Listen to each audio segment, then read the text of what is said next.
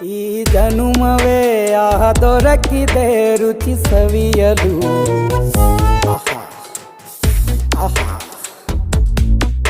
ಈ ಜಗವಿದೆ ನವರಸಗಳ ಉಣಬಡಿಸಲು.